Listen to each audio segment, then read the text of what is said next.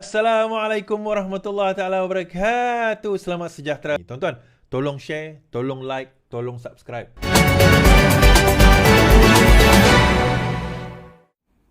So, orang Sarawak ada menyerahkan surat kepada Yang di-Pertuan Agong. Dan baginda sendiri yang menyebut bahawa dalam perjalanan itu ada kawasan tepi sungai, tepi highway tuan-tuan, tapi kampung dia tak ada air. Okey. Kita baca sedikit berita. Agong baca surat raya Sabah dan Sarawak akan serah kepada PM. Yang di-Pertuan Agong Sultan Abdullah Riayatuddin Al-Mustafa Billah Shah berkenan membaca setiap surat dan petisyen yang dipersembahkan rakyat Sabah dan Sarawak kepada Seri Paduka Baginda sepanjang 11 hari pengembaraan Kembara Kenali Borneo. Istana Negara menulis hantaran di laman Facebook hari ini memaklumkan Seri Paduka Baginda akan menyerahkan setiap surat dan petisyen berkenaan kepada Datuk Seri Anwar Ibrahim. Seri Paduka Baginda menzahirkan ucapan terima kasih kepada seluruh rakyat Sabah dan Sarawak yang sudi berkongsi kisah suka dan duka serta pelbagai masalah melalui surat dan petisyen tersebut. Menteri gambar dilampirkan dalam keadaan turut melihat kelihatan surat yang bertaip dan bertulis tangan serta berbakat ucapan terima kasih dan ucapan hari kebangsaan. Ini surat-surat dia.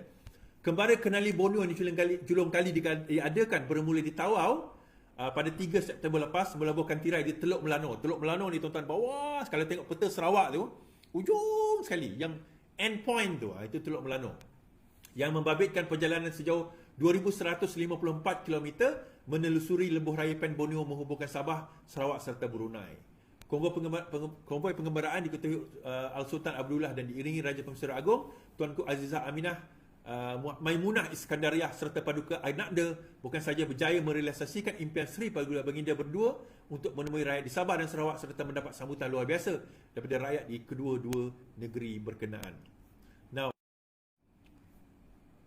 mungkin ada yang bertanya lah, kenapa pula Yang di-Pertuan Agong?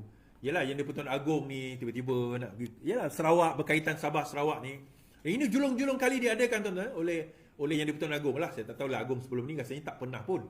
Seingat saya lah sebelum Agong sebelum ni pun tak pernah, tapi ini Agong mungkin sebab ini tempoh beliau baginda yang terakhir sebelum tahun depan apa orang kata Agong lain akan ambil alih. Salah satunya baginda macam saya sebut tadi adalah ketua agama Islam di negeri yang mana tidak ada sultan. Yang di-Pertuan Agong adalah ketua agama Islam kepada negeri yang tidak ada sultan. So dalam kes ini, konteks ini adalah Sabah dan Sarawak. So baginda sebenarnya bukanlah asing. Di samping baginda juga adalah Yang di-Pertuan Agong kepada seluruh Malaysia, rakyat Malaysia. Baginda secara spesifiknya ada juga ketua agama Islam kepada Sabah dan Sarawak. Namun begitu tidaklah bermakna hanya kepada orang Islam je. Macam saya kata tadi, baginda juga adalah agung kepada semua rakyat Malaysia, termasuk yang bukan beragama Islam, termasuk yang bukan Melayu, kita kata. Now, dalam perjalanan tersebut, rakyat menyuarakan pandangan, menyuarakan kekeluhan, dan ada baginda baca dalam ucapan di Teluk Melano. Ada rakyat di Sarawak, disebut satu tempat dekat di antara Sibu ke Seri Aman, saya tak ingat kat mana dia disebut, bukan Pelagus, ada satu tempat tu dia kata perkampungan mereka di pinggir jalan raya, tetapi mereka tidak mendapat kemudahan air bersih pun di sebuah negeri yang mana negeri yang antara termaju di Malaysia. Baru-baru ni Abang Jo announce 11 bilion untuk buat jalan raya. 11 bilion tuan-tuan buat jalan raya. Abang Jo juga announce, Premier Sarawak announce juga. Apa dia tuan-tuan? Dia announce bahawa akan mewujudkan ART. ART ni macam bas, macam kereta api tapi tak payah ada track. Bernilai 5 bilion. 5 bilion. Oh, mayoh pok. Mayoh. Banyak. Jumlah yang banyak. Bilion. Tetapi bagi saya, priority setting kepada pembangunan masih lagi ke laut. Masih lagi daripada segi pembangunan rakyat, infrastruktur, benda asas, masih lagi jauh ketinggalan. Hari itu tahun 2018 untuk bajet 2019 dan 2020 diumumkan oleh Kerajaan Negeri Sarawak 2 bilion jumlah digital, pembangunan digital ekonomi. 2 bilion, bukan milion tuan-tuan. 2,000 juta diumumkan. Terbukti pada tahun 2020 pembangunan ekonomi digital itu masih lagi terlalu teruk. Bila masa PKP, ramai lagi rakyat tak mampu nak dapat akses internet. Alhamdulillah, tadi saya mendapat perkabaran. Hari itu saya ada, ini tahun 2023, so saya telah mendapat aduan daripada kampung, sekolah-sekolah di Asajaya, sekolah menengah, satu sekolah menengah di Asajaya dan 3 sekolah rendah di Asajaya yang saya tahu capaian internet dia sangat teruk, dan guru-guru telah memberi maklumat kepada saya dan telah pun saya berikan kepada YB Menteri Fahmi Fadzil yang tiba ke Sarawak tengah hari tadi. Tapi saya dah bagi sebelum itulah, sebelum beliau sampai dah tiba.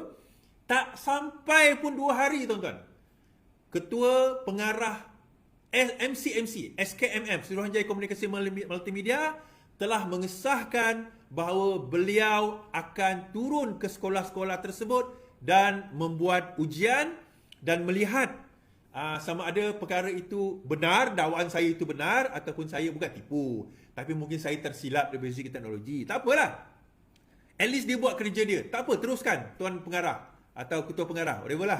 Teruskan. Pergi ke tempat tersebut. Di Kota Semarahan, di tempat-tempat tersebut, tengok internet. Tengok sendiri. Saya tak marah pun, tengok sendiri. Dalam masa kurang daripada 2-3 hari, tindakan dah diambil tuan-tuan. Benda itu sebenarnya boleh solve. Dan kalau sekiranya internet itu terlalu teruk di tempat tuan-tuan dan puan-puan, perkara boleh dilakukan untuk upgrade. Sebenarnya kerajaan ada bajet, tetapi kita kena report. Is nak report kepada siapa? Suruhanjaya Komunikasi Multimedia.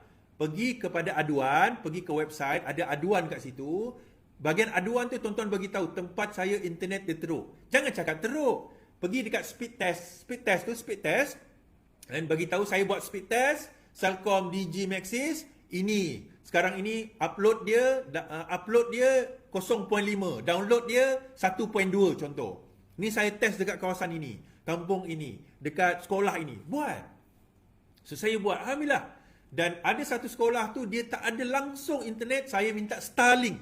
Dan alhamdulillah, insya-Allah dia orang akan test, kalau betul berkemungkinan akan dibagi Starlink di sekolah itu.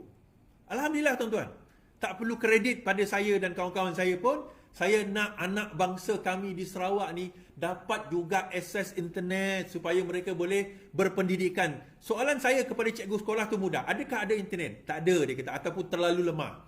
Soalan kedua, adakah pengajaran ICT diajarkan? Mereka kata ya. ICT diajarkan, ada kelab, bilik darjah untuk ada komputer lagi. Tapi internet tak ada, macam mana? Macam mana nak mengajar ICT?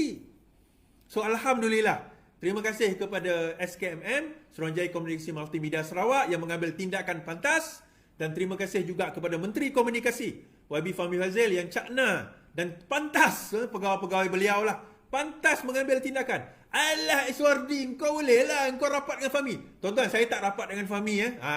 Saya tak rapat dengan YB Fahmi Fadzil. Saya bukanlah kenal sangat rapat beliau. Ya, saya adalah setiausaha koordinasi beliau di dalam Parti Keadilan. Saya bukan di bawah KKD. Saya tak boleh bagi arahan kepada Kementerian Komunikasi. Saya tak boleh bagi arahan kepada SKMM. Saya tak boleh bagi arahan. Tetapi saya hantar surat formal. Saya hantar surat kepada YB Menteri, disisikan kepada YB Menteri, ditujukan kepada pegawai-pegawai mereka dengan pantas melakukan tugas tersebut. Terima kasih. Terima kasih saya ucapkan kepada YB. Tak. Tuan-tuan, YB di Sarawak sekalian, ini tugas anda. Anda dilantik. Anda dilantik oleh orang-orang, penduduk-penduduk yang mengundi anda ni. So, buatlah kerja. Buatlah kerja anda. Tolonglah buat kerja anda. Boleh? Suardi, kenapa kau nak pergi bantai GPS pula Suardi? GPS dah declare itu kan, dia nak lawan 82 kursi. Jadi saya ni pembangkang di Sarawak tuan-tuan. Di federal kami ni sama, tapi di peringkat negeri saya adalah pembangkang. Okey?